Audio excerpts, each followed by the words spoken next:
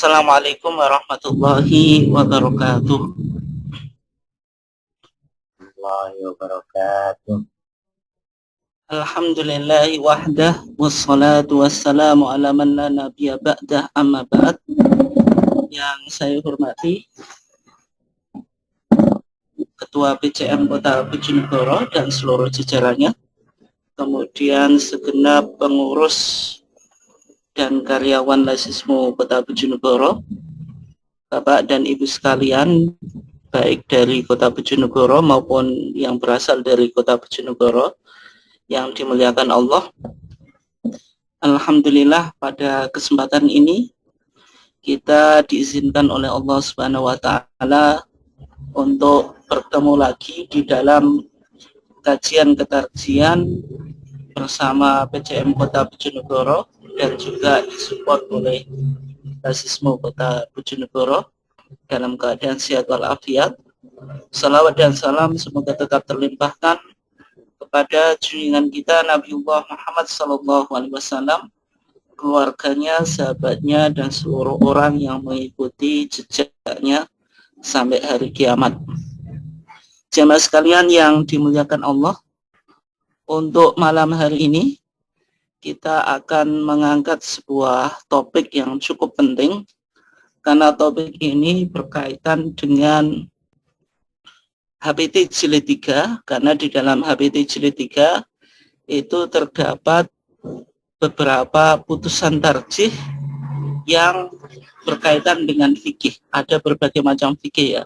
Ada fikih air, fikih bencana, fikih tata kelola, kemudian fikih misalnya yang putusan yang kemarin di Gresik itu, Universitas Muhammadiyah Gresik tahun 2020 itu juga dibahas fikih zakat kontemporer. Artinya di dalam HPT Jilid 3 ada berbagai macam putusan yang berkaitan dengan fikih. Maksudnya fikih ini yang kita akan dalami.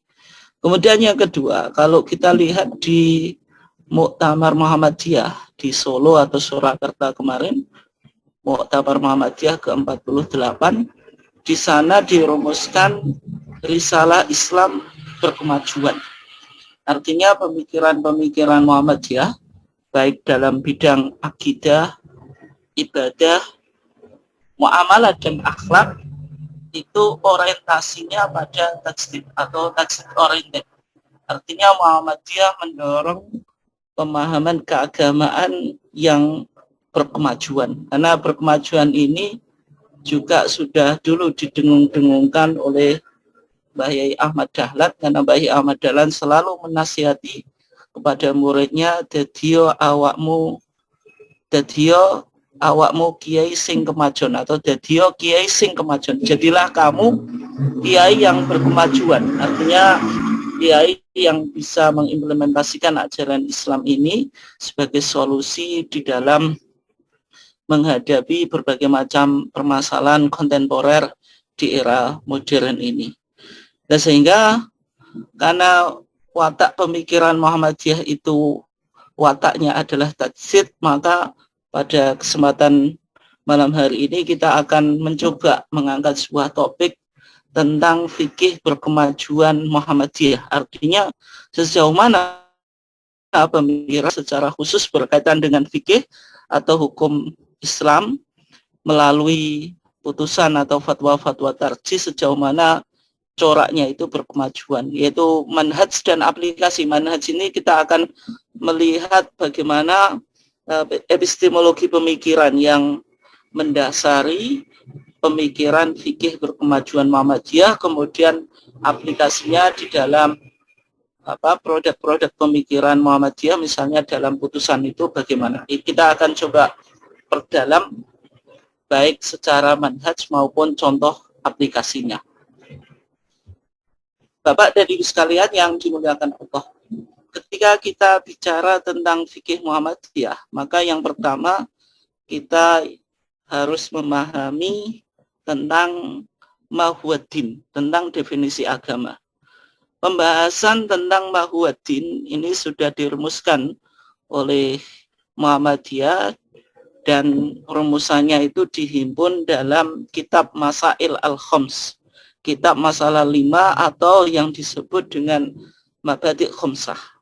5 paradigma pemikiran Muhammadiyah. Artinya segala bentuk ijtihad Muhammadiyah itu harus dilandasi dan diinspirasi oleh spirit 5 masalah itu. 5 masalah itu diantaranya Muhammadiyah mencoba menjawab mahwaddin, apa itu agama.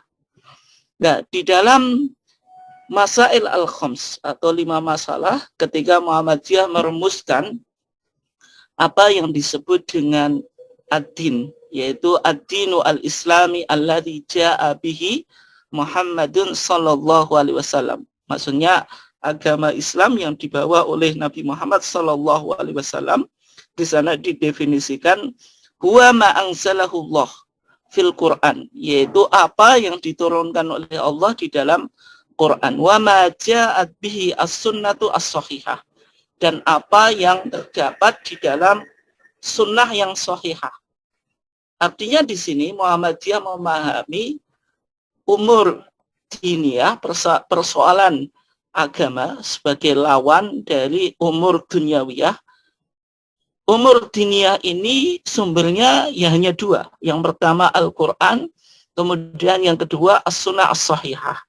Karena as-sunnah as-sahihah ini sunnah kemudian disifati dengan as-sahihah, ini pernah disalah tafsirkan oleh sebagian orang Muhammadiyah atau warga Muhammadiyah, sehingga maksud as-sunnah as-sahihah ini diperjelas di dalam Muktamar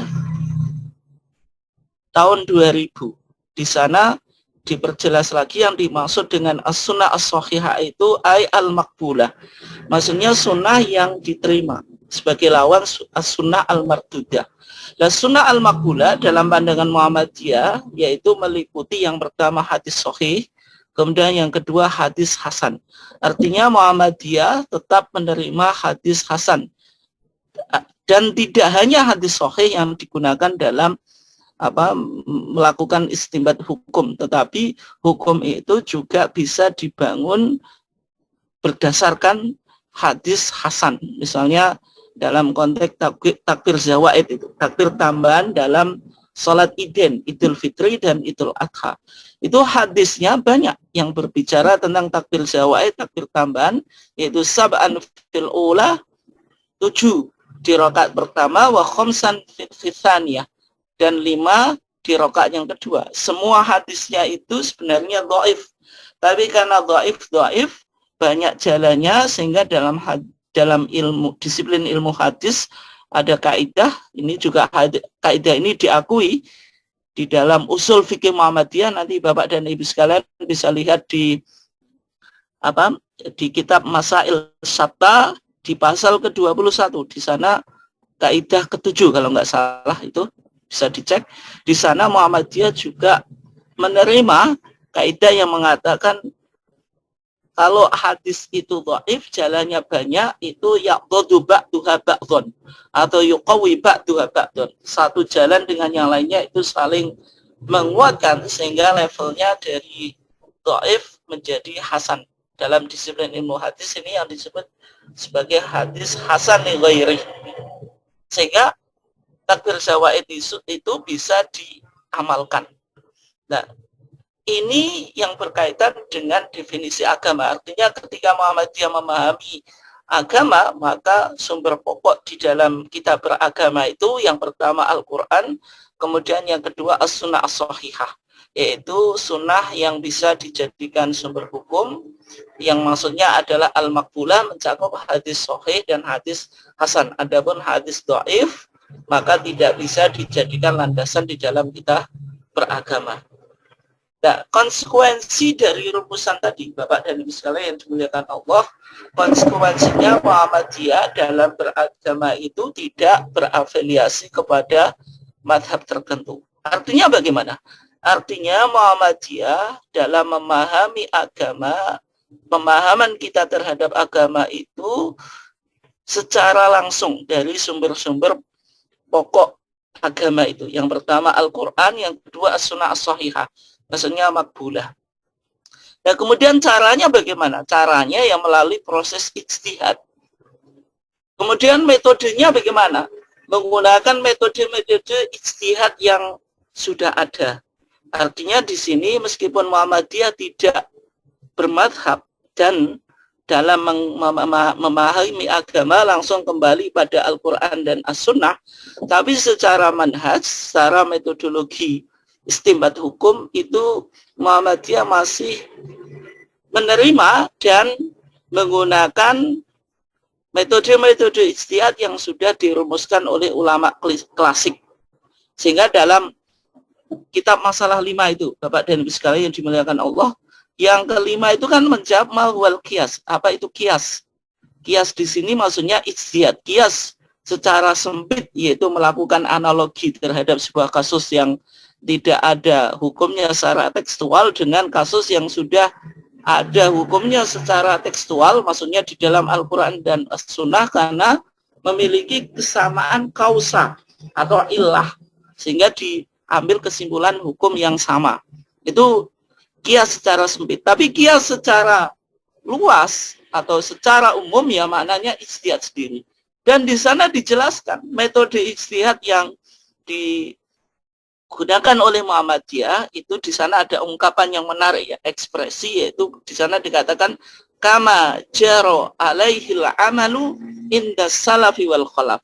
Artinya metode-metode ijtihad yang digunakan di dalam Muhammadiyah itu menggunakan metode-metode ulama salaf. Misalnya rumusan usul fikih yang sudah dirumuskan oleh ulama-ulama salaf, sebagaimana yang digagas oleh Al-Imam Asy-Syafi'i dalam kitabnya Ar-Risalah. Kemudian usul fikih berkembang sampai sekarang itu nanti ada thariqah mutakallimin, ada thariqah fuqaha, ada thariqah al-jam'u bainal mutakallimin wal fuqaha. Kemudian juga Imam Asy-Syatibi menulis buku namanya Muwafaqat, itu melahirkan maqasid asy-syariah dan metode yang nanti disebut sebagai istiqra' maknawi, metode induktif tematis. Itu juga diadopsi atau digunakan oleh Muhammadiyah. Tetapi juga Muhammadiyah menggunakan tadi kama jara alaihi al-amalu inda salaf wal khalaf. Artinya metode ijtihad itu bisa juga berkembang sehingga nanti ada beberapa metode ijtihad yang dicoba dimunculkan di dalam Muhammadiyah. Misalnya di era Pak Amin Abdullah itu melahirkan 3 epistemologi itu, yaitu Bayani, kemudian Burhani, dan Irfani. Nanti di era Profesor Syamsul Anwar itu nanti melahirkan teori jenjang norma. Yang ini nanti kita akan bahas. Sebenarnya teori jenjang norma itu dari Hans Kelsen, seorang ahli hukum yang asalnya Austria, kemudian menjadi profesor di University of California.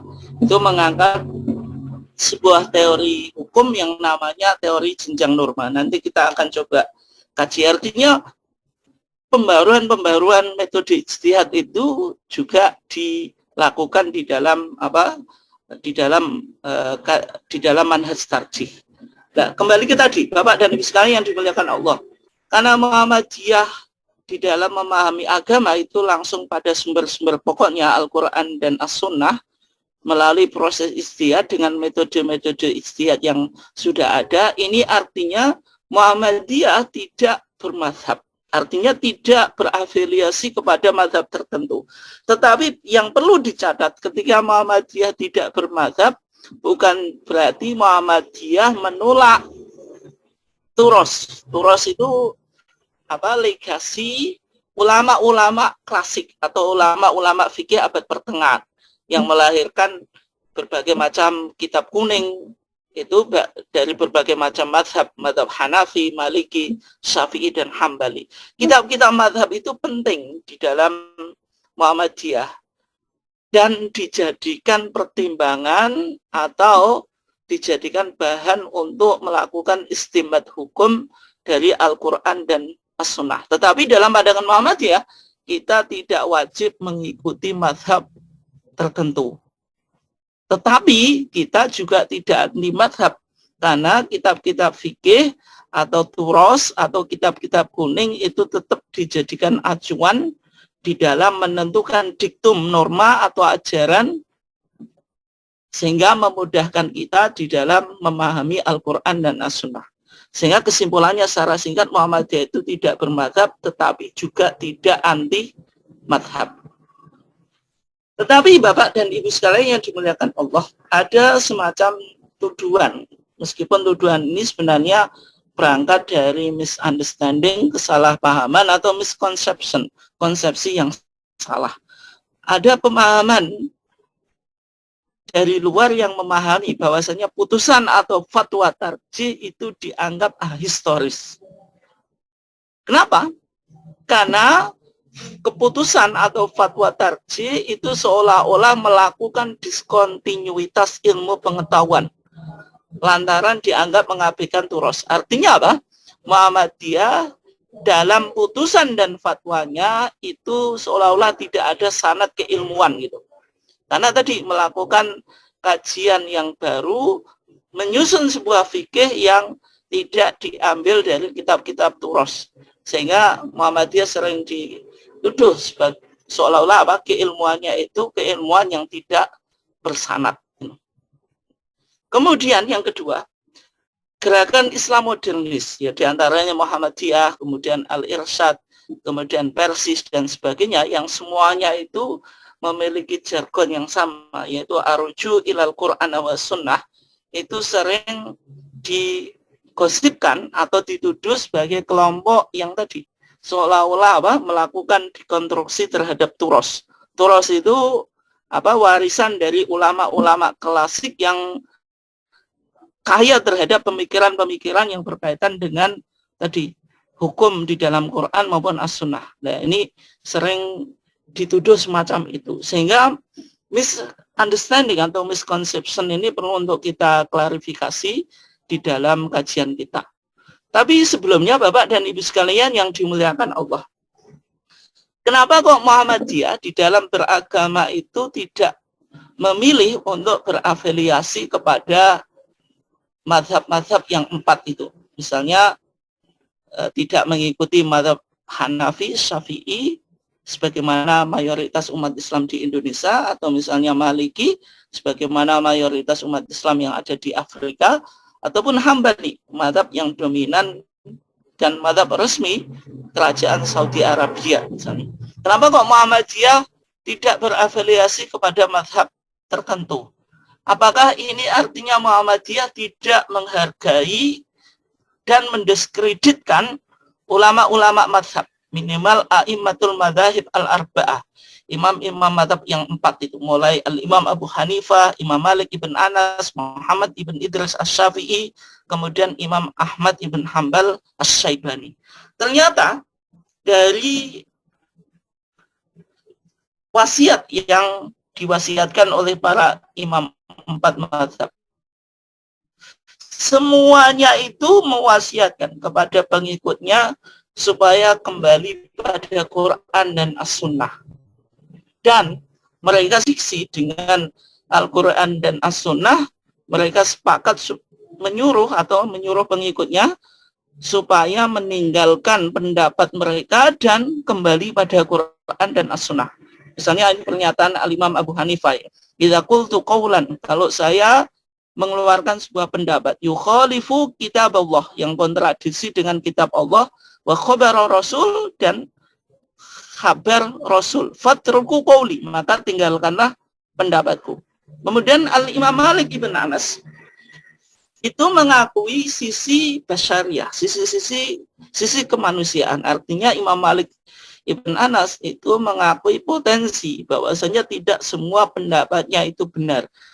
Sehingga ketika Imam Malik ibn Anas mengakui sisi kemanusiaan, maka manusia itu potensi benar dan potensi salah. Innama ana basyarun ukhti wa usib. Sesungguhnya saya manusia, potensi salah, potensi benar. Fangduru fi ra'i, maka lihatlah pendapatku. Fakullu ma wafaqal kitab wa sunnah, maka segala apa yang mencocoki Alkitab dan sunnah, fakhuduh, maka ambillah. Wa kullu ma lam yuwafiqil kitab wa sunnah, dan segala yang kontradiksi dengan Alkitab dan Sunnah fatrukuh, maka tinggalkanlah. Kemudian Al-Imam Asy-Syafi'i juga mengatakan yang sama, idza wajadtum fi kitabi, kalau kamu sekalian mendapatkan di dalam kitabku khilafa sunnati Rasulillah, kontradiksi dengan sunnah Rasulullah, faqulu bis sunnati Rasulillah, maka katakanlah dengan sunnah Rasulillah.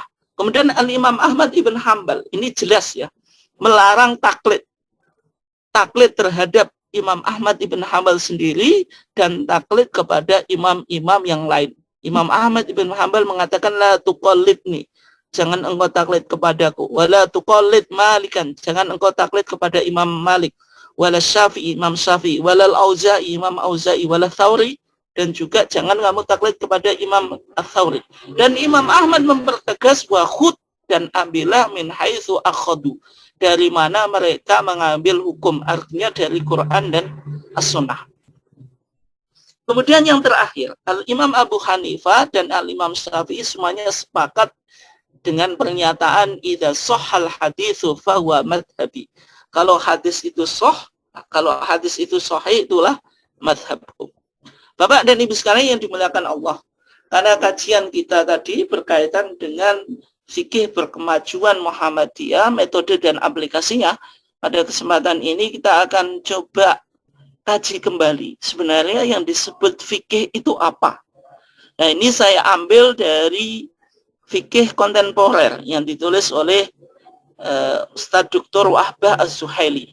Ini kitab kontemporer tapi banyak beredar dan sering dijadikan referensi dalam kajian-kajian fikih pada masa sekarang itu, yaitu judulnya Al-Fiqhu Al-Islami wa Adillatuhu.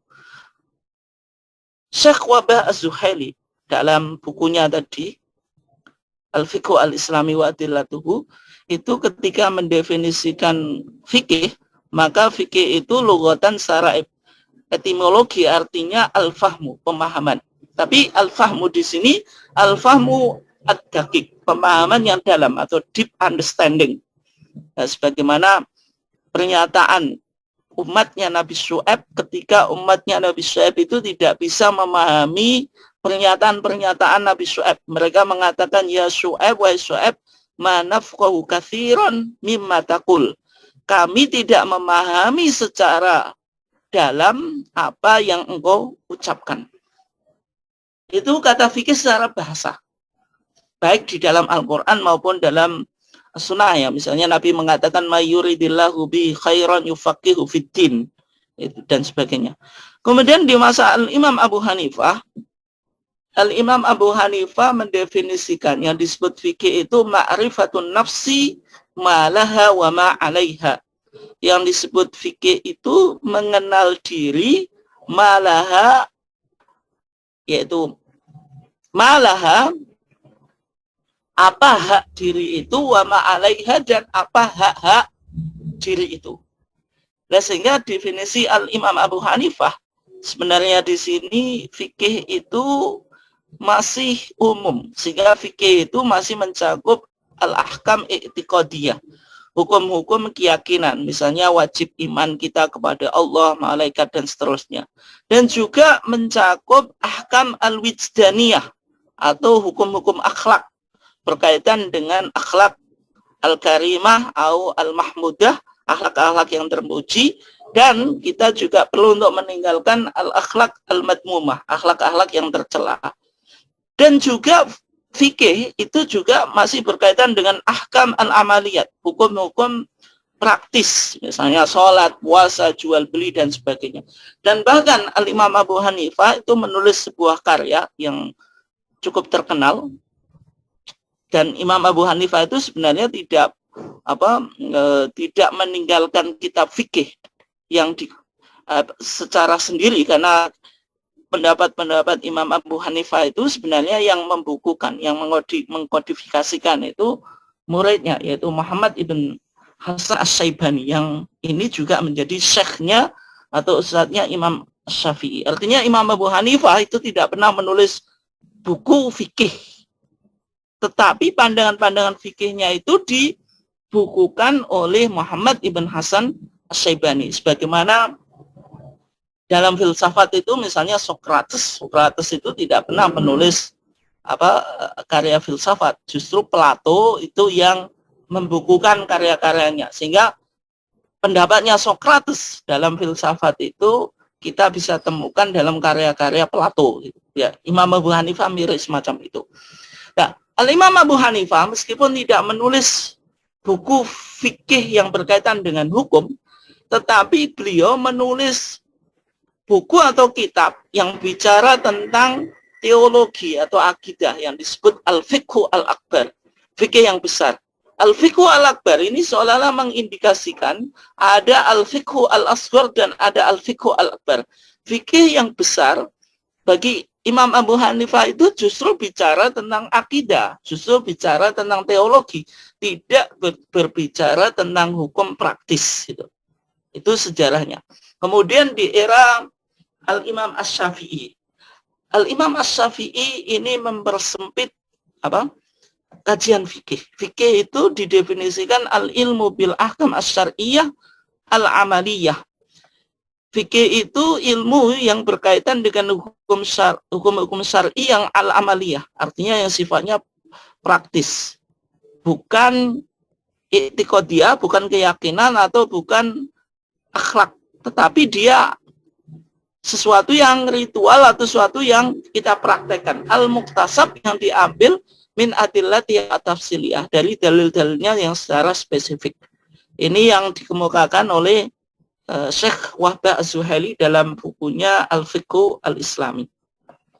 Nah, kemudian Bapak dan Ibu sekalian yang dimuliakan Allah, nah, ketika kita bicara tentang pengambilan hukum Islam, dalam pengambilan hukum Islam itu perlu ilmu yang disebut dengan ilmu usul fikih. Ilmu usul fikih itu sebenarnya menyimpulkan sebuah hukum itu berasal dari ilmu kalam, yaitu ilmu semantik atau ilmu yang diambil dari Al-Quran dan As-Sunnah. Artinya apa? Karena Al-Quran dan As-Sunnah itu wahyu, dan Allah berbicara kepada manusia itu melalui para rasul, dan rasulnya itu mengeluarkan sabda, diberikan kitab. Kalau konteks Nabi Muhammad ya diberikan Quran, kemudian Nabi Muhammad menafsirkan Quran, dan Al-Quran dan Sunnah itu disebut nusus ad-diniyah atau nusus syariah, religious text. Maka itu yang dipahami. Kemudian untuk memahaminya, karena Al-Quran dan Sunnah itu nas atau teks, bahasanya itu bahasa Arab, maka butuh al-lughah al-arabiyah, butuh bahasa Arab di dalam mengkaji Al-Quran dan As-Sunnah. Artinya kalau kita tidak menguasai bahasa Arab, ya tentu tidak bisa melakukan ijtihad, ataupun bisa melakukan analisa, tetapi masih banyak sisi-sisi yang kekurangan. Karena sumber dalam kita beragama itu Al-Quran dan As-Sunnah, dan itu bahasanya bahasa Arab, maka bahasa Arab itu menjadi syarat mutlak yang harus dimiliki bagi seorang mujtahid. Artinya tidak ada seorang mujtahid yang tidak menguasai bahasa Arab. Ini yang penting ya. Kemudian baru melahirkan hukum-hukum syariah atau yang nanti disebut sebagai concrete law. Misalnya hukum syariah itu ada yang isbat, afirmasi, yaitu memerintah sesuatu. Perintah itu artinya wujub, wajib, atau mungkin nafyun, menegasikan, atau artinya melarang. Larangan itu artinya haram. Misalnya sholat itu wajib, riba itu haram, dan sebagainya. Bapak dan Ibu sekalian yang dimuliakan Allah, sekarang kita coba lihat historitas makna fikih. Fikih itu sebenarnya mengalami pemaknaan yang berkembang. Misalnya di masa generasi para sahabat Nabi, yaitu generasi setelah Nabi. Fikih itu dipahami sebagai al-fahmu al-amik, pemahaman yang dalam atau deep understanding. Misalnya dalam sabda Nabi itu, may yuridillahu bihi khairan yufaqihu fiddin. Yufaqihu fiddin Barang siapa yang dikehendaki Allah sebuah kebaikan, maka Allah akan memfakihkan dia dalam masalah agama. Yufaqihu fiddin itu ya semua ilmu agama, tidak hanya persoalan-persoalan yang berkaitan dengan hukum gitu. Artinya dalam masa sahabat yang disebut faqih, ahli fikih itu orang yang menguasai ilmu agama, tidak hanya sebatas permasalahan-permasalahan hukum. Bisa jadi tadi permasalahan akidah, permasalahan tafsir Quran, permasalahan syarah hadis dan sebagainya. Kemudian di masa Al-Imam Abu Hanifah, Imam Abu Hanifah itu Imam Abu Hanifah itu beliau meninggal tahun 150 Hijriah. Ketika Al-Imam Abu Hanifah meninggal, Imam Syafi'i lahir. Artinya Al-Imam Asy-Syafi'i tidak pernah berguru kepada Imam Abu Hanifah, tetapi Imam Syafi'i mewarisi ilmu Imam Abu Hanifah melalui muridnya tadi yang mengkodifikasi fikih Imam Abu Hanifah, yaitu Al-Imam Muhammad ibn Hasan Asy-Syaibani itu. Nah, dalam pandangan Imam Abu Hanifah itu memahami fikih itu secara sempit. Artinya fikih itu sesuatu yang berkaitan dengan urusan-urusan teologi atau ilmu kalam. Dan Imam Abu Hanifah sendiri menulis sebuah karya namanya Al-Fiqhu Al-Akbar. Artinya fikih yang besar itu ya bicara teologi atau ilmu kalam. Justru ilmu yang bicara tentang hukum, sebagaimana fikih sekarang itu yang disebut fikih asghar, fikih yang kecil gitu.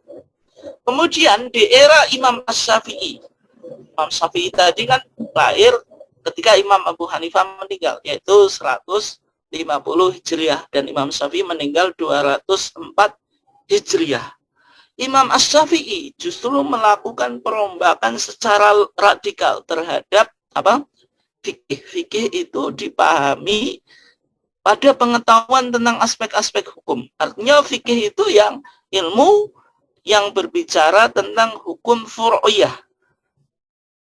Itu. Sehingga Imam Syafi'i sendiri menulis sebuah karya fikih.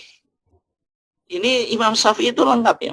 Teori fikihnya atau usul fikihnya itu namanya Ar-Risalah, sebuah karya yang berkaitan dengan metodologi hukum Islam. Ini ditulis oleh Al-Imam Asy-Syafi'i karena ada seorang ahli hadis yang namanya Abdurrahman Al-Mahdi itu meminta Imam Syafi'i supaya menulis tentang epistemologi atau metodologi penggalian hukum gitu. Sehingga Al-Imam Syafi'i mengirim surat. Karena suratnya itu dikirim, makanya disebut Ar-Risalah. Dan produk hukum fikihnya itu Al-Um. Al-Um itu yang meriwayatkan,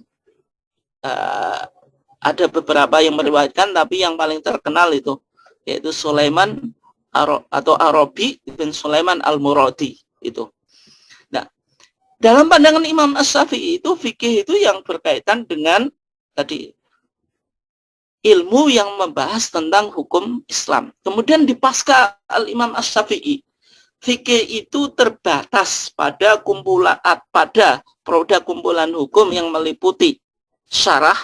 Syarah itu penjelasan ya. Ada matan, ada syarah itu. Kemudian hasyiah. Hasyiah itu catatan pinggir. Kemudian komentar-komentar atau ta'liqat gitu. Dan ini di kitab-kitab mazhab umumnya yaitu ada matan, ada syarah, ada hasyiah, ada ta'liqat.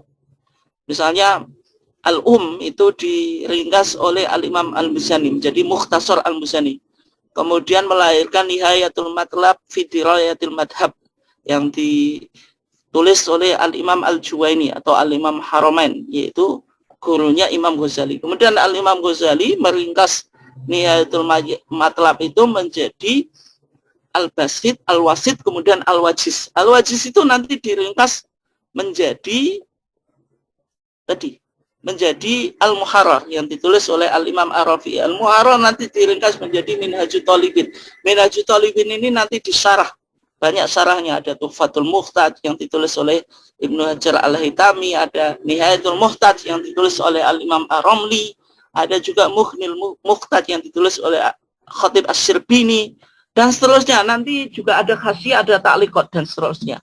Ini artinya setelah pasca Al-Imam Asy-Syafi'i ini, fikih itu hanya sebatas tadi memberikan penjelasan terhadap rumusan hukum yang sudah dikeluarkan oleh imam-imam madhab, atau memberikan komentar terhadap syarah yang disebut hasyiah, atau memberikan ta'liqat. Hanya sebatas itu. Dan sekarang Bapak dan Ibu sekalian yang dimuliakan Allah, kalau istilah fikih itu muncul di HPT jilid 3 kita, ada fikih kebencanaan, fikih air, fikih tata kelola, kemudian yang terbaru ada fikih zakat kontemporer, dan sebagainya. Sebenarnya ketika Muhammadiyah mencoba menggunakan term atau menggunakan terminologi fikih atau istilah fikih, sebenarnya posisi terminologi fikih Muhammadiyah itu bagaimana? Ya. Sebenarnya ketika kita bicara tentang produk-produk fikih yang sudah diterbitkan oleh Majelis Tarjih, ya, misalnya fikih kebencanaan, fikih air, dan sebagainya, itu kalau kita lihat, itu sebenarnya istilah fikih itu tidak hanya sebagaimana yang dipahami oleh Al-Imam Abu Hanifah yang berkaitan dengan perkara-perkara atau urusan-urusan teologis. Tidak juga yang dipahami oleh Al-Imam Asy-Syafi'i, fikih itu lebih pada aspek furu'iyah, hukum-hukum formal. Dan tidak juga sebagaimana fikih yang lahir pasca Imam Syafi'i, ada syarah, hasyiah, ta'liqat, dan sebagainya. Tetapi Muhammadiyah di sini, di catatannya Bapak dan Ibu sekalian dimuliakan Allah, Muhammadiyah ingin mencoba mengembalikan makna fikih itu sebagaimana fikih di masa sahabat. Artinya fikih itu al-fahmu ad-daqiq, yaitu deep understanding, pemahaman yang cukup dalam memahami sebuah realita atau permasalahan agama dan keduniaan. Sehingga kalau diklaim kalau Muhammadiyah itu misalnya fikihnya tidak bersanad, atau Muhammadiyah ingin melakukan diskontinuitas terhadap tradisi yang sudah mengakar di dalam hasanah keilmuan klasik, itu tidak. Karena Muhammadiyah justru dengan memunculkan fikih yang baru itu sebenarnya ingin mencoba menawarkan bahwasanya fikih itu secara bahasa artinya al-fahmu ad-daqiq, yaitu memahami sebuah permasalahan realitas sosial secara dalam. Dan sehingga karena Muhammadiyah ingin mencoba memahami fikih sebagaimana fikih yang dipahami di masa sahabat, yaitu fikih itu al-fahmu ad-daqiq, sehingga yang menjadi sebuah pertanyaan, apakah fikih di masa sahabat dengan fikih Muhammadiyah itu sama persis? Tidak, tapi secara makna itu sama, tapi metode dan aplikasinya yang berbeda. Sehingga fikih Muhammadiyah itu sebenarnya merupakan tafsiran kreatif atau reinterpretation atas terminologi fikih yang mencoba mengembalikan fikih secara literal atau secara linguistik, tidak dipahami sebagai fikih secara terminologis atau secara istilahi. Kemudian yang dilakukan Muhammadiyah merekonstruksi pemahaman baru dengan menggunakan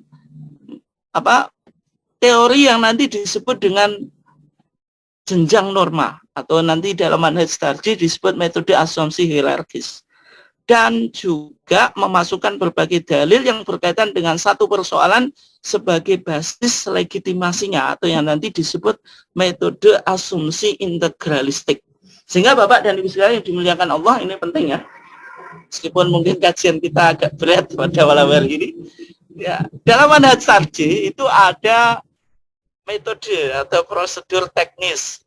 Di antara isinya ada asumsi metode itu nanti ada asumsi integralistik, ada asumsi hierarkis. Yang disebut metode itu apa? Metode itu langkah-langkah prosedur dalam proses pemanfaatan sumber guna menemukan sebuah petunjuk agama. Nah, metode tarjih itu didasarkan pada dua asumsi pokok. Yang pertama asumsi integralistik, yang kedua asumsi hierarkis. Yang dimaksud apa? Kita coba mulai yang pertama, asumsi integralistik. Itu apa? Mempostulasikan teori keabsahan kolaboratif berbagai elemen sumber tentang norma. Artinya norma itu ketika dibangun dari berbagai macam sumber gitu, yang satu dengan yang lainnya itu saling mendukung, maka norma itu yang awalnya bersifat doni atau probable itu mencapai qot'i atau substantif. Nah, proses operasional sumber ini caranya bagaimana? Melakukan metode istiqra' maknawi atau induktif tematis. Artinya dalam membaca sebuah permasalahan itu dikumpulkan yang satu tema. Nanti saya tunjukkan contohnya ya. Kemudian dari satu tema ini dikaji. Kemudian dilahirkanlah sebuah norma. Kira-kira kesamaannya apa gitu. Oke, contohnya ini langsung ke contohnya saja. Metode istiqra' maknawi ini yang penemunya yaitu Al-Imam Asy-Syatibi dalam bukunya Al-Muwafaqat. Misalnya fatwa atau putusan tarjih yang berkaitan, ini putusannya berkaitan dengan hukmu alatil lahwi, hukum alat malahi atau alat-alat musik. Musik atau alat musik itu hukumnya apa? Di dalam putusan tarjih, sebagaimana dalam Habib Jilid 1 ya. Ternyata Muhammadiyah ketika bicara alat musik, alat seni itu dalam memberikan hukum itu tidak apa? Tidak satu hukum, tapi hukumnya itu bisa berbeda-beda karena berkaitan dengan kaidah al-hukmu yaduru ma'a illatihi wujudan wa adaman. Hukum itu berkaitan dengan kausanya, adanya kausa muncul hukum, kalau kausa atau ilahnya tidak memunculkan hukum. Sehingga alat musik itu hukumnya bisa apa? Sunnah. Kalau misalnya alat musik itu digunakan untuk memberikan motivasi prajurit dalam peperangan, itu hukumnya bisa sunnah. Tapi kalau alat musik itu untuk sekedar mainan, tidak ada manfaatnya, ya lebih baik ditinggalkan. Sebagaimana hadis Nabi apa? Min husni islamil mar'i tarkuhu ma la yakni. Gitu. Kalau misalnya membawa kemaksiatan itu hukumnya haram. Artinya apa? Contoh artinya nih, maksudnya apa? Ada berbagai macam hadis yang bicara tentang hukum tadi alat musik dan juga musik. Ada beberapa hadis yang seolah-olah mengindikasikan haram. Ada yang membolehkan. Karena keterbatasan waktu ya, saya tidak bisa membacakan hadis-hadisnya. Tapi ada dua kelompok hadis. Sehingga Muhammadiyah dengan metode istiqra' maknawi ini, hadis-hadis yang banyak itu apa? Dibaca secara tematis karena temanya kan sama. Kemudian diambil sebuah kesimpulan sehingga tidak melahirkan hukum yang monolog hanya haram itu tidak, atau hanya halal tidak. Tergantung jenis musiknya, musik yang bagaimana. Ini positif atau negatif. Kepentingannya apa gitu. Oke. Kemudian berikutnya gambar. Gambar juga semacam itu. Fatwa Muhammadiyah, gambar itu tidak melahirkan hukum yang monolog. Hukum yang satu saja, tetapi bervariasi hukumnya. Kalau misalnya gambar itu digunakan untuk ibadah, ya haram. Tapi kalau media pembelajaran, maka hukumnya boleh. Kalau misalnya untuk hiasan, ya tergantung. Hiasannya itu kalau ditakutkan fitnah, menuju kepada kemaksiatan, ya tidak boleh. Kalau menuju kesyirikan ya haram gitu. Dan sebagainya. Ini contoh apa? Metode istiqra' maknawi atau induktif tematis. Berikutnya Bapak dan Ibu sekalian yang dimuliakan Allah. Tinggal 10 menit ya, saya coba apa? Percepat ya. Yang kedua ada asumsi hierarkis. Asumsi hierarkis itu apa? Hierarkis itu kan berjenjang. Artinya apa? Suatu anggapan bahwa norma itu berjenjang dari norma yang paling bawah hingga norma yang paling atas. Ada jenjang norma-norma. Norma itu lahir tidak, artinya tidak secara langsung. Ada norma yang memayungi itu. Ini dari kita lihat apa? Dari atas ke bawah ya. Pak, norma yang paling atas itu disebut basic values atau al-qiyam al-asasiyah. Misalnya norma teologis, norma yuristik, kemudian norma etik. Misalnya apa? tauhid, keadilan, persamaan, kebebasan dan sebagainya. Itu yang disebut apa? Basic values. Al-Qiyam al-Asasiyah itu diambil dari teks Al-Quran dan As-Sunnah itu. Nanti ada tadi persamaan, kebebasan dan sebagainya ya. Kemudian setelah itu ada general principles atau al-usul al-kuliyah, yaitu deduksi dari prinsip dasar dan abstraksi dari norma-norma konkret. Artinya dari basic values itu dimunculkan sebuah kaidah yang lebih umum. Biasanya dalam fikih melahirkan qawaid fikih, kaidah-kaidah fikih. Baru lahir konkret law atau al-ahkam al-far'iyah, hukum-hukum cabang. Misalnya kualifikasi dan kategorisasi suatu hukum, misalnya ini halal, ini haram, atau ini wajib, ini sunnah, ini mubah, ini makruh, dan seterusnya. Gitu. Artinya hukum itu tidak langsung ini halal, ini haram, atau ini wajib, ini sunnah, ini haram, ini makruh, ini mubah. Tidak. Tetapi ada norma yang di atasnya, baru muncul sebuah hukum. Gitu. Nah, contohnya, Bapak dan Ibu sekalian yang dimuliakan Allah. Ini contoh dalam konteks ibadah ya. Bagaimana Muhammadiyah mengaplikasikan teori jenjang norma. Misalnya, dalam konteks hukum puasa sunnah bagi pasutri. Dalam fikih klasik, wanita itu tidak boleh berpuasa kecuali minta izin suami kan. Gitu. Kecuali apa? Minta izin suami gitu. Itu dalam fikih apa? Fikih klasik gitu. Nah, padahal secara biologis suami dan istri itu bisa jadi istri yang pingin gitu. Kalau misalnya hanya istri yang minta, berarti seolah-olah Islam menampilkan ketidakadilan. Karena apa? La yahilu limra'atin antasuma wa zawjuha hadirun illa bi'nih itu. Tidak halal bagi seorang wanita berpuasa sedangkan suaminya itu ada kecuali minta izinnya. Tapi dalam pandangan Muhammadiyah itu hadis-hadis yang bicara itu dikaji ya. Nanti ada hadis Sofwan ibn Mu'attal itu, yang mana istrinya itu komplain kepada yang mana Sofwan ibn Mu'attal itu komplain itu kepada Nabi gitu. Intinya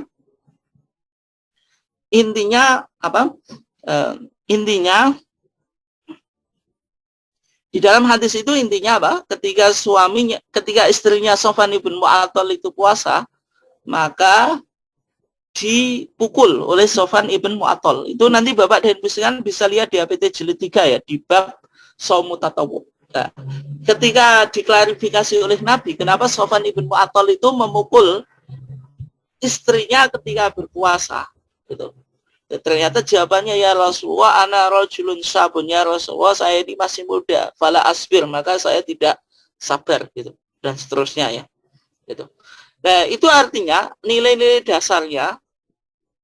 Kenapa kok ketika puasa sunnah itu pasutri, tidak hanya istri yang meminta izin pada suami, tapi misalnya kalau suami mau puasa sunnah harus minta izin juga pada istri gitu.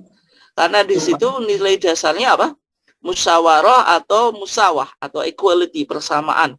Kemudian kaidah umumnya anisa syaqqa ikurijal, yaitu wanita itu saudaranya laki-laki, sehingga muncul hukum konkret pasutri bermusyawarah, tidak hanya istri yang meminta izin suami. Oke. Kemudian berikutnya muamalat, kepemimpinan wanita di ruang publik gitu. Nah, di dalam pandangan Muhammadiyah, di fatwa Muhammadiyah, wanita itu diperbolehkan menjadi pemimpin publik, misalnya menjadi direktur rumah sakit, menjadi kepala sekolah dan sebagainya. Ya. Kenapa? Karena dipahami norma yang paling dasar atau basic values-nya itu ada persamaan. Kemudian general principles-nya atau al-qiyam atau al-usul al-kuliyahnya ada kesetaraan antara laki-laki dan perempuan, sehingga diambil sebuah kesimpulan kebolehan seorang wanita menjadi pemimpin publik gitu, karena tadi memiliki kesamaan. Oke, berikutnya ya, ini waktu kita terbatas ya. Ketika Muhammadiyah tadi mencoba memakai teori jenjang norma gitu, apakah misalnya berpotensi pada tafsir liar atau liberal? Ya, sebenarnya tidak ya, karena mungkin norma-norma yang dimunculkan di Barat itu, misalnya pornografi itu atas nama kebebasan, porno aksi itu juga kebebasan dan sebagainya, itu sebenarnya bisa juga membangun norma itu dengan jenjang tadi, sehingga melahirkan hukum-hukum tadi, misalnya seks bebas dan sebagainya itu. Kemudian nikah laki-laki dengan laki-laki itu boleh kan? Itu kan sudah mengarah pada pemikiran yang liberal atau yang liar. Nah, di dalam membendung tadi sebenarnya Muhammadiyah itu juga tadi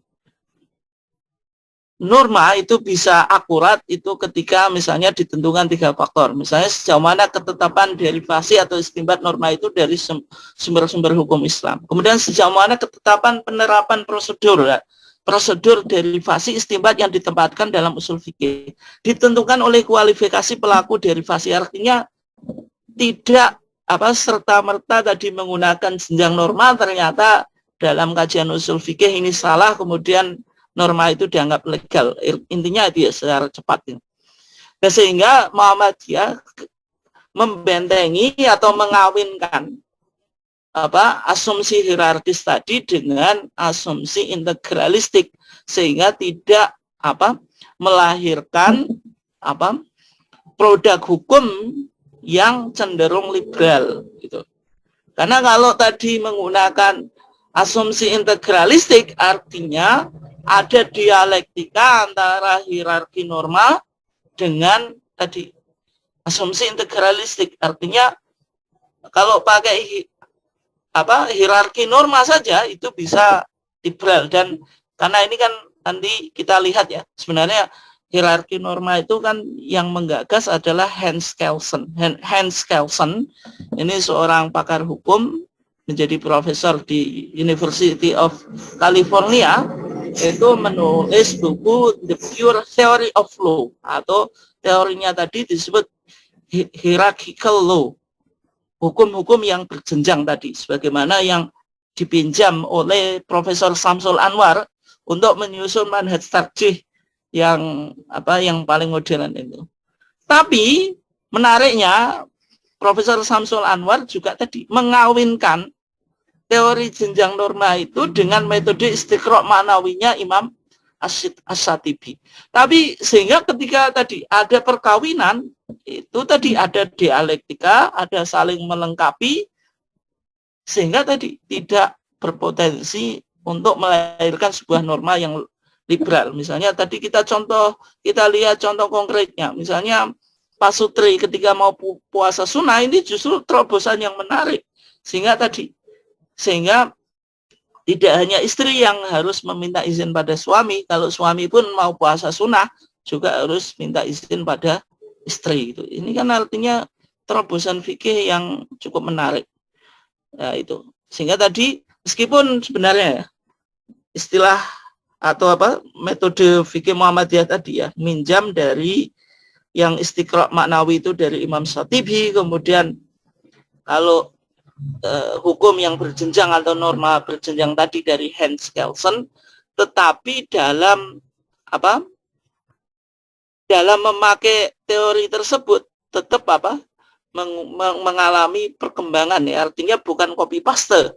Misalnya contoh yang pendekatan kita, misalnya ada Bayani, Burhani, Irfani, itu kan yang pernah diusung oleh Profesor Amin Abduh ke dalam manhaj tarjih, sebenarnya itu mengambil epistemologinya Abid Al-Jabiri. Kemudian di era Profesor Asmuni itu ijtihad itu ada 3, ijtihad Bayani, ijtihad Taklili, kemudian ijtihad Istislah. Itu sebenarnya gagasan Muhammad Ma'ruf Ad-Dawalibi dalam bukunya Madkhal ila Ilmi Ushulul Fiqh.